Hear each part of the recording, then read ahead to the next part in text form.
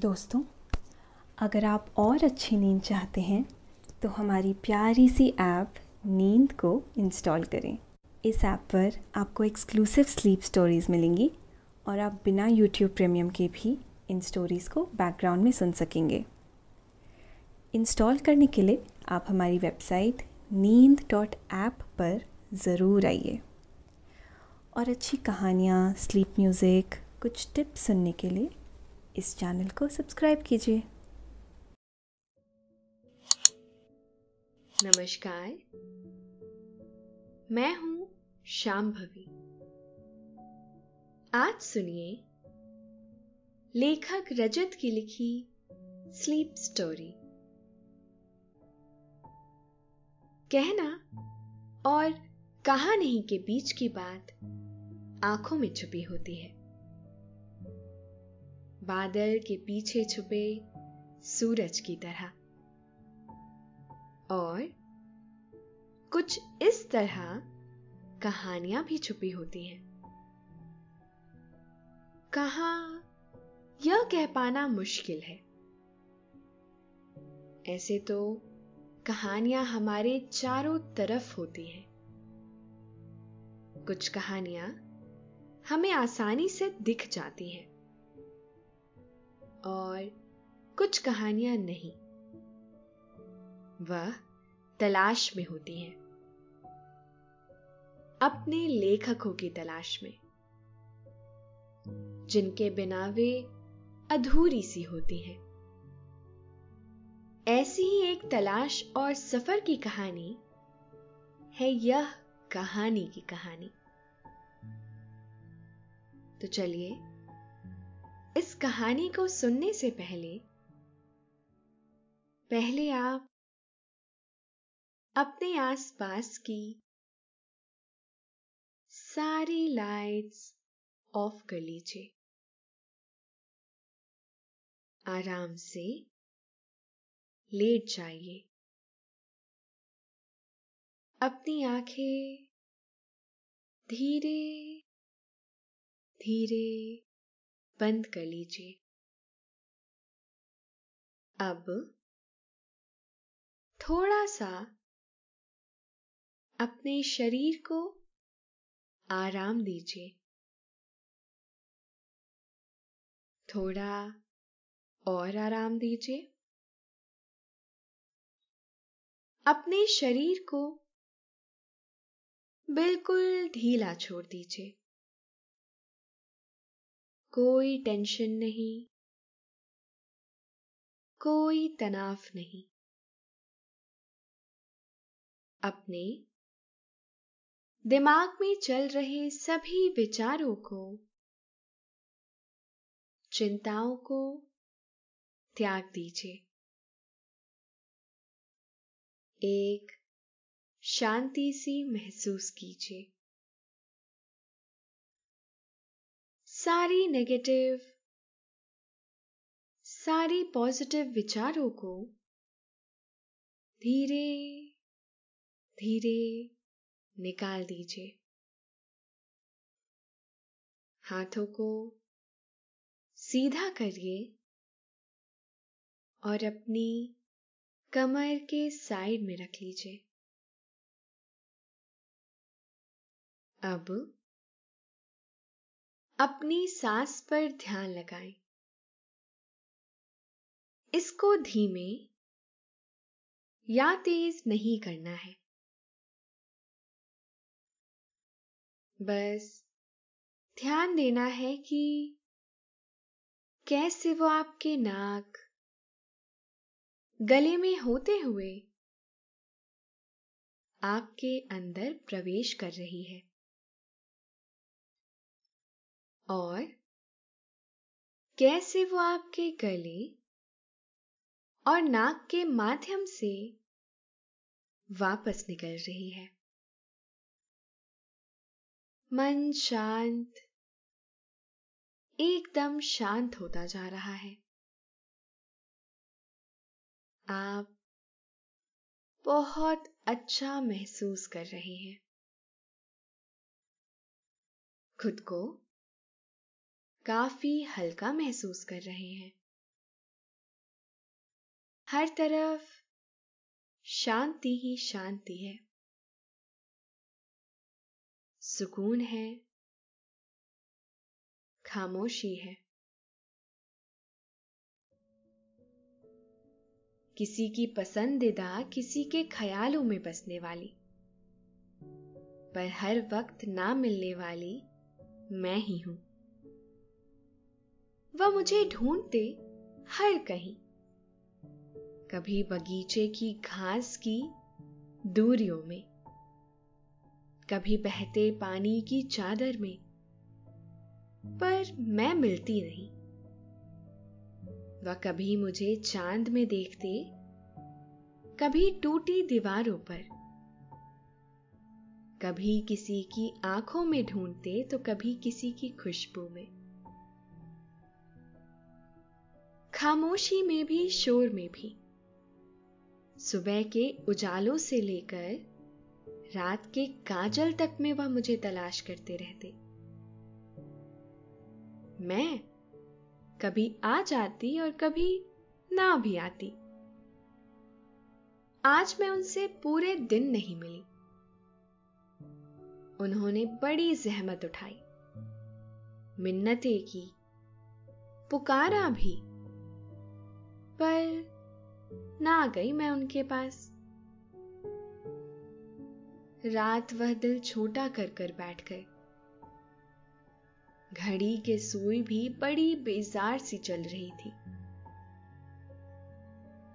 रात ऐसे कट रही थी जैसे बस बीत जाना है, जैसे सभी उसके हाल से वाकिफ थे। उन्होंने भी यही कहा खुद से, जाने ना जाने गुल ना जाने, बाग तो सारा जाने है। सभी इस मीठी उदासी में उनका साथ दे रहे थे, बस मुझे छोड़कर। मेरी कुछ सखा सहेलियों ने आकर मुझसे कहा भी, कितना सता रही है, इतनी भी सख्ती ठीक नहीं, कुछ ख्याल तो कर ले उस रूठे दिल का। ख्याल तो मुझे भी था यह सब। मैं उनसे मिलने जा रही थी कि यह सब सखा सहेलियां आ गई। मुझसे कहने लगी, अब अगर मैं जाऊं तो इन्हें लगेगा इनके कहने से गई हूं, पर ऐसा तो ना था। तो मैं कुछ देर और ठहर गई। चांद की चांदनी मुझे ऐसी लगी जैसे वापस चांद पर लौट रही है। मैंने देखा कहीं सुबह तो नहीं होने वाली, पर नहीं, अभी तो बहुत रात बची है। फिर मुझसे और ना ठहरा गया। मैं उनके पास गई। घड़ी के कांटों ने मिलकर 2:37 बजाए और मैं उनसे मिली। मेरे मिलते ही उनके उदास चेहरे पर मुस्कान आ गई, जैसे सवेरे सवेरे किसी फूल पर ओस की बूंदें गिरी हो, बिल्कुल उसकी तरह। उनके खाली आसमां जैसे चेहरे पर चांद सी मुस्कान आ गई। मैं उनसे मिली, मेरे लेखक से। और मैं तो एक कहानी हूं, और यह मेरी कहानी है। अब इसमें इतनी भी हैरत की बात नहीं है, सभी की कहानी होती है। वैसे ही यह मेरी कहानी है। मुझसे मिलते ही उनकी रात सज गई। मेरे ठहरने से सब कुछ ठहर गया। कम से कम उनके लिए तो ऐसा ही हुआ। वह मुझे स्याही की जुबान से कागज पर उतारते रहे, जैसे पानी की बूंदें उतरती है ना नदियां में, बिल्कुल वैसे ही। पर मेरा सफर भी इतना आसान नहीं था। वह भी क्या दिन थे और रातें भी, शामें भी, सभी कुछ था। बड़ी जहमत भरे, कभी बेहद उदासी रहती, कभी बेइंतहा खुशहाली।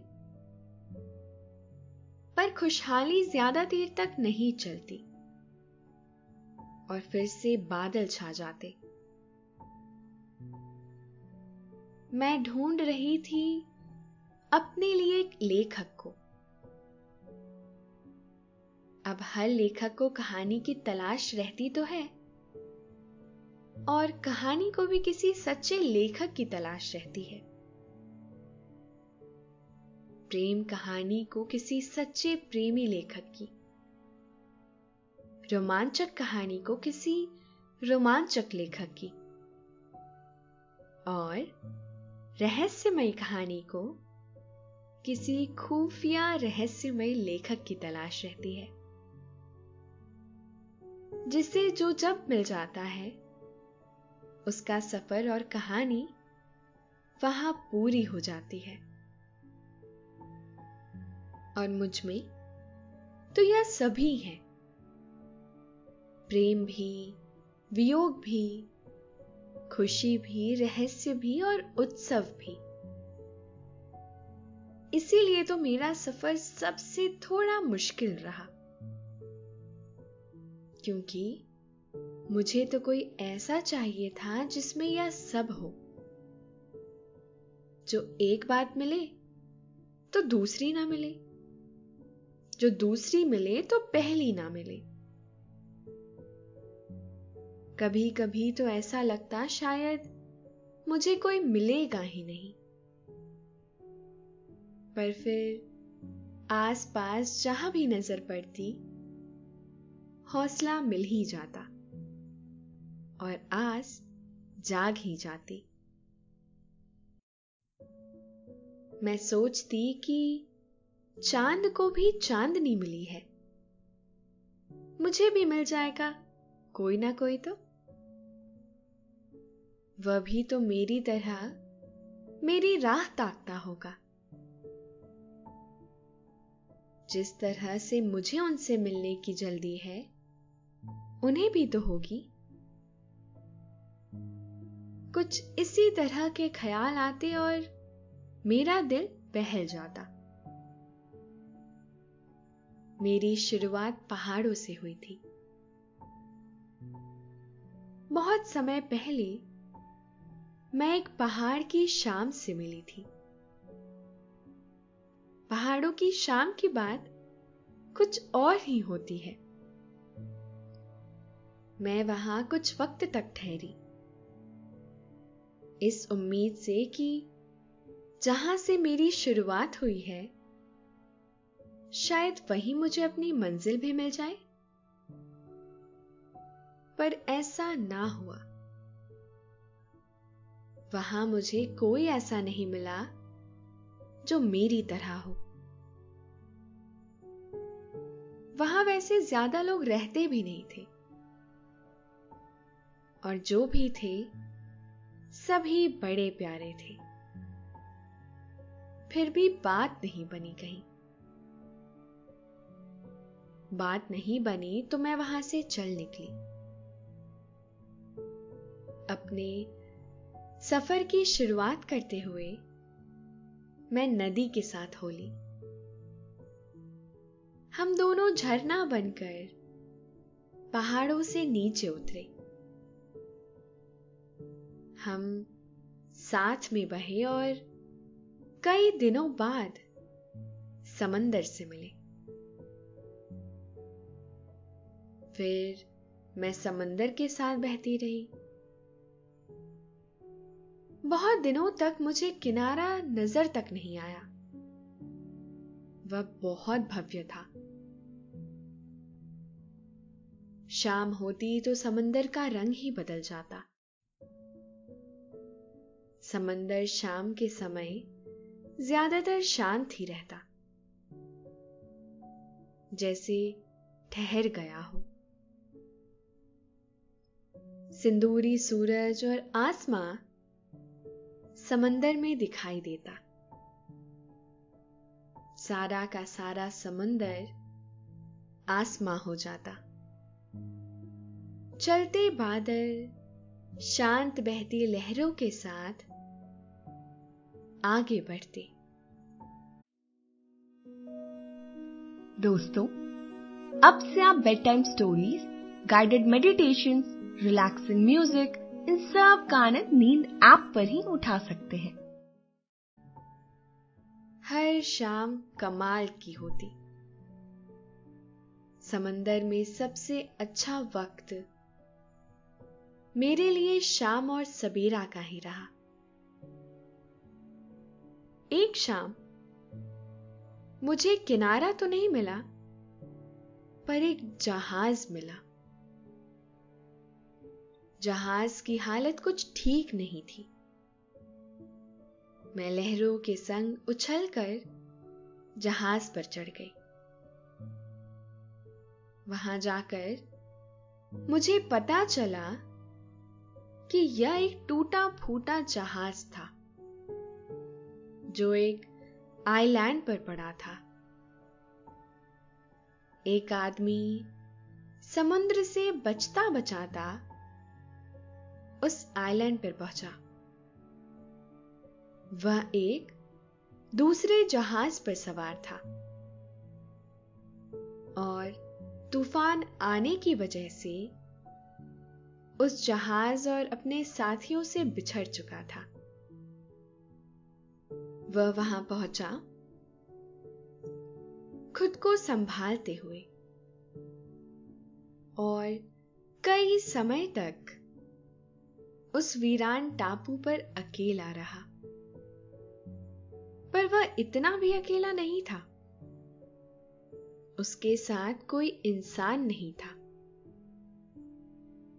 पर पूरा टापू उसके साथ था।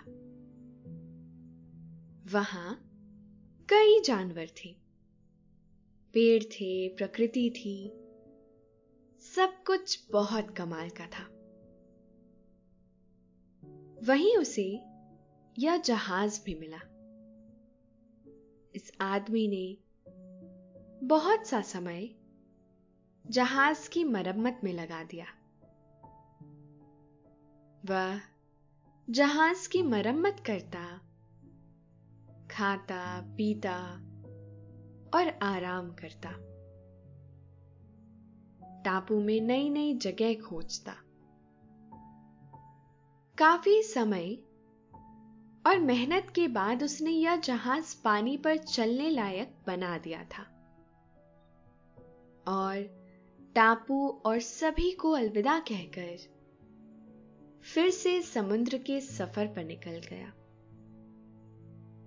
और मैं उससे वहीं मिली। वह कमाल का इंसान था, और सबसे कमाल की बात तो यह थी कि वह भी एक लेखक था। मुझे तो पहले ऐसा लग रहा था जैसे यहां बात बन जाएगी, मुझे मेरी मंजिल मिल जाएगी, पर ऐसा ना हुआ। वह कुछ अलग सा निकला।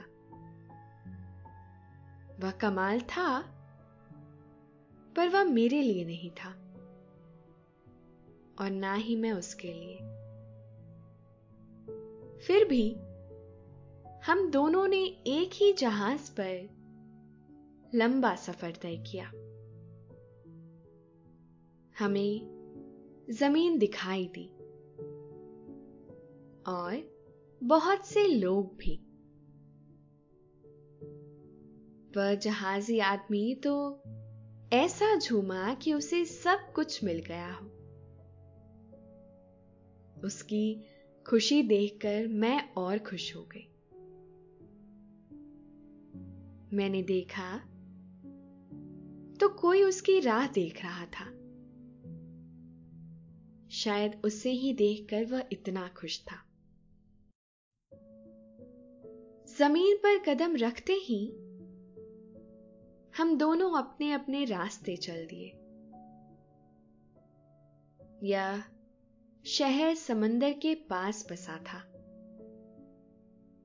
बहुत ही चहल पहल वाला शहर। वहां बहुत से लोग थे, या फिर हो सकता है ऐसा बस मुझे ही लगा हो। मैं तो किसी शहर में पहली बार गई थी, पर इस शहर से मेरी बहुत उम्मीदें जुड़ी हुई थी। मुझे लगा इतने बड़े शहर में कोई तो ऐसा होगा जो मुझे मिलेगा, जिसकी मैं कहानी बनूंगी और जो मेरा लेखक होगा। मैंने पूरा शहर घूमा। मुझे 2 जगह उम्मीद नजर आई। हां, बस 2 जगह। मुझे भी हैरानी थी कि इतने बड़े शहर में बस 2। मुझे तो लगा था मुझे काफी सारे विकल्प मिलेंगे, पर बस 2 ही मिले। खैर, इतने भी तो मिले। उनमें से एक था नौजवान लड़का और एक अनुभवी आदमी। नौजवान लड़का एक लेखक बनना चाहता था और एक लोहार के यहां काम करता था। उसका नाम मोह था। और दूसरा वह आदमी जो पहले से नामचीन लेखक था। उसका काफी नाम था। लोग दूसरे शहर से उससे मिलने आते थे। उसका काफी काम भी प्रकाशित हो चुका था। वैसे जभी तो वो मशहूर हुआ था। तो मैंने तय किया पहले अनुभवी से मिला जाए। एक सुस्ती भरी दोपहर के समय मैं धूप के साथ उसके कमरे में उतरी। वह किसी कहानी पर काम कर रहा था। वह कहानी बहुत खुश थी। उसे उसकी मंजिल जो मिल गई थी, पर वह एक हॉरर कहानी थी और वह एक हॉरर लेखक था। मैं उदास बैठ गई। तभी वह हॉरर कहानी मेरे पास आई। उस कहानी ने मुझे दिलासा दिया। उसने कहा, मैं भी यहां बहुत परिश्रम के बाद पहुंची हूं। पता भी है आज तक कितने लेखक से मिल चुकी हूं? नहीं, मुझे कैसे पता होगा? मैंने कहा था। उसने कहा, पूरे 50 से। मैं सदमे में चली गई और बोला, क्या 50? उसने कहा, हां फिर, और नहीं तो क्या। और हॉरर लिखने वाले लेखक सब एक से नहीं होते। बहुत से बड़े अजीब भी होते हैं। कुछ तो ऐसे होते हैं उनकी खुद की कहानी एक हॉरर की तरह लगती है। उस कहानी ने बहुत गंभीरता से कहा और मैंने उसे और भी ज्यादा गंभीरता से सुना। उसने बातचीत के दौरान मुझे बताया, वह एक लेखक से मिली थी जिसका नाम माही था। नाम तो इसका इतना मोहब्बत वाला और काम बिल्कुल पत्थरों वाला था। जो उससे मिलने से पहले मुझे नहीं पता था। वह अपना समय अकेले ही बिताता और अकेले ही रहता। मुझे लगा यही होगी मेरी मंजिल। बंदा संजीदा लग रहा है, तो मैं उससे मिलने गई उसके घर। वह मुझे घर में नहीं दिखा। मैंने पूरा घर छान मारा। मैं तो जाने ही वाली थी कि मुझे बेसमेंट से आवाज आई, तो मैं बेसमेंट में गई। वह दरवाजे के पास ही खड़ा कील ठोक रहा था, या कहते हुए वह कहानी चुप हो गई। मैंने उसके कांधे पर हाथ रखते हुए पूछा, फिर क्या हुआ? उस कहानी ने कहा, उसने दरवाजा बंद कर लिया। वह समझ गया था कि एक आइडिया उसके आसपास ही है। उसने सोचा होगा, जब आइडिया है तो कहानी भी होगी। वह टेबल की तरफ दौड़ा और कहानी लिखने की कोशिश करने लगा। पर मैं समझ गई थी, यह मेरी मंजिल नहीं है। मैं दरवाजे के पास ही ठहरी रही। उसने कोशिश की कि मैं उसके पास चली जाऊं, पर मैं नहीं गई। मैंने सोचा वह कुछ देर बाद दरवाजा खोल देगा, पर वह नहीं माना। वह बहुत देर तक टेबल पर बैठा रहा, फिर कमरे में टहलने लगा। वहां कोई खिड़की भी नहीं थी जिससे मैं निकल पाती। मुझे लगा जैसे ऐसा ना हो मुझे यहां ज्यादा देर रहना पड़े। तभी मुझे एक आवाज आई। वहां एक पाइप था। मैं उस पाइप के पास गई तो पाया वहां एक कहानी है। उस कहानी ने मुझसे कहा, अगर बाहर निकलना चाहती हो तो मेरे साथ आओ। मेरे मन ने कहा, यह भी कोई पूछने की बात है? और हम दोनों पाइप के रास्ते से बाहर निकले। उसने मुझे बताया कि मैं भी कुछ देर पहले यहां आई थी। उसने तब भी दरवाजा बंद कर लिया था, और तभी मुझे यह पाइप नजर आया। मैं इससे बाहर निकलने लगी और मैं छत तक पहुंच गई थी। तभी फिर से मुझे दरवाजा बंद होने की आवाज आई, तो मैं आ गई तुम्हें लेने। हम दोनों छत पर ठहरे। हम दोनों यह बात फैलाना चाहती थी कि इस लेखक के पास ना जाए। हम सभी किस्से, कहानियों, गजलों, नज़्मों से मिलकर यह कहने लगी। मुझे बहुत दिनों तक कोई नहीं मिला, ना कोई मंजिल, ना कोई लेखक। उस कहानी को जिसने मुझे वहां से निकाला था, उसे भी उसकी मंजिल मिल गई थी।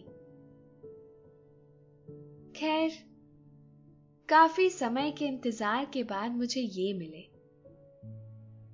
जैसे मुझे चाहिए थे, बिल्कुल वैसे, मेरे जैसे। तो फिक्र करने की कोई जरूरत नहीं है, कोई ना कोई तो होगा ही। अगर तुम हो तो तुम्हारे लिए भी कोई होगा जरूर।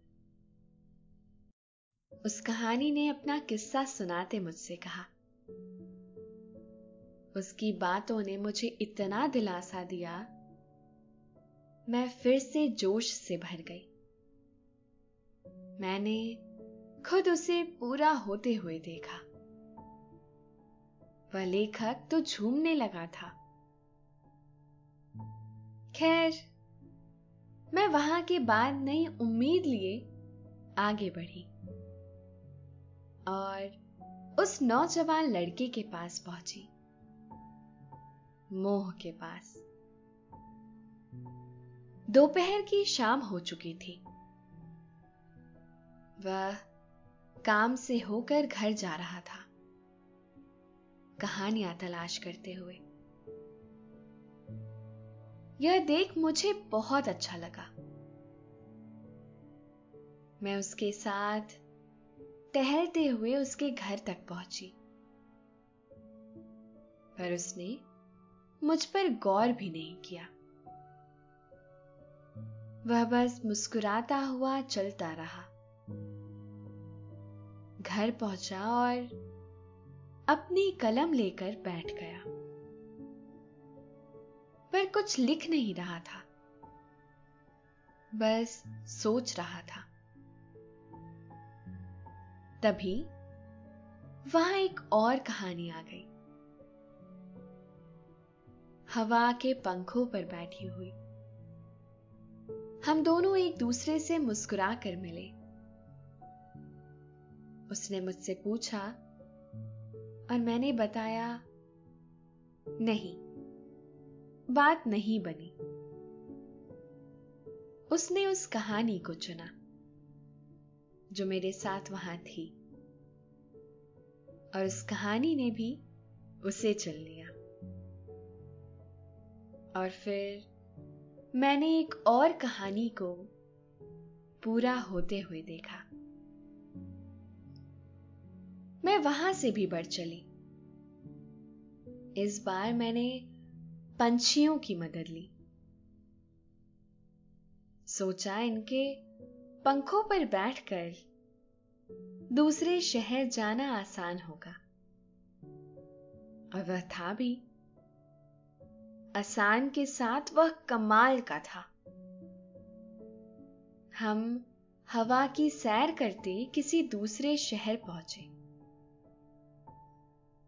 यह और भी ज्यादा चहल पहल वाला शहर था, और उम्मीदें भी उतनी ही ज्यादा थी। कभी कभी मैं उनसे जा मिलती थी जो दिखते कुछ और थे और होते कुछ, और मैं वहां से भाग निकलती। समय बीता, मैंने कई शहर बदले, देश बदले, और एक खूबसूरत शाम में खुशबुओं के साथ उड़ते हुए एक बाग में पहुंची। मैं कभी इस फूल पर बैठती तो कभी उस फूल से गुफ्तगू करती। मैं खुशबुओं के संग नाचती और फूलों को अलविदा कहकर कल मिलने का वादा करने वाले भंवरों के गीत सुनती। कमाल की सुहानी शाम थी, और मैं भी शाम की तरह बड़ी खुश थी। तभी वहां और भी कोई आ गया। उसे देखकर सभी फूल खिलखिलाने लगे। उसकी खूबसूरती देखकर कुछ कलियां फूट पड़ी और खुशबुएं उसकी तरफ उड़ने लगी। पेड़ पर बैठी कोयलियां भी उसके आते ही गीत गुनगुनाने लगी। सभी उससे ऐसे मिले जैसे समंदर से सूरज मिलता है। एक फूल से मैंने पूछा, कौन है ये जिसके लिए पूरे बाग ने अपने बाहें खोल दी हैं? फूल ने बताया, यह तुम इसे नहीं जानती? अरे कैसे जानोगी, तुम यहां नई जो हो। यह छम छम है। मैंने दोहराया, छम छम। फूल ने उसे देखा और मुस्कुराते हुए कहा, हाँ, अब हम तो इसे इसी नाम से जानते हैं। यह सामने वाले घर में रहती है और इस बाग की देखभाल करती है। रोज यह हमसे मिलने आती है, हमें प्यार करती है, हमारे साथ बैठती है, गीत गाती है, बातें करती है, जैसे कि वह भी कोई फूल ही है। दोस्तों, अब से आप आपकी मनचाही दादी और नानी की कहानियों से प्यारी नींद की कहानियां सिर्फ और सिर्फ नींद ऐप पर ही सुन पाएंगे। तो इसी तरह हमारे साथ कहानियों के जरिए जुड़े रहने के लिए आपकी अपनी नींद ऐप इंस्टॉल करें। फूल ने यह कहा और आहें भरकर उसे देखने लगा। और वो भी क्या, मैं भी उसे देखती ही रह गई। वह घास पर लेटी कोई गीत गा रही थी, पूरे बाग को लुभा रही थी। वह समझ गई उसके आसपास कोई कहानी का आइडिया है और उसने मुस्कुराकर इसका स्वागत किया। मुझे पता चला वह एक शायरा है, गजल नज़्में लिखती है। पर क्या वह कहानी लिखेगी? सोने पे सुहागा। मुझे पता चला वह एक कहानी की तलाश में है। और सबसे कमाल की बात तो यह थी कि वह मेरी तरह ही निकली। उसमें प्रेम भी, वियोग भी, खुशी भी, रोमांच भी, खामोशी भी, रहस्य, उत्सव, सब कुछ था। और आखिरकार उसने अपने भीतर और बाहर प्रेम ढूंढ लिया था। उसके चारों ओर प्रेम की हवाएं बह रही थी। मैंने तय किया, यह मेरी मंजिल हो सकती है। मैं उसके करीब गई। मेरे मिलते ही वह मुस्कुराई। उनकी आंखें खुशी से बड़ी हो गई। उन्होंने झूम कर कहा, मुझे मेरी पहली कहानी मिल गई। वह नाचने लगी किसी जोगनिया की तरह। मैं भी उसके साथ नाची। अब ऐसे में मैं कैसे रोकूं खुद को?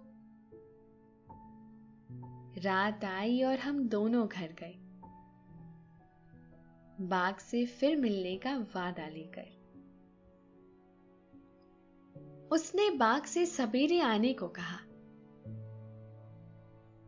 और अपने कमरे में कलम और कागज लेकर भी गई। मेरा मन किया थोड़ा सताया जाए।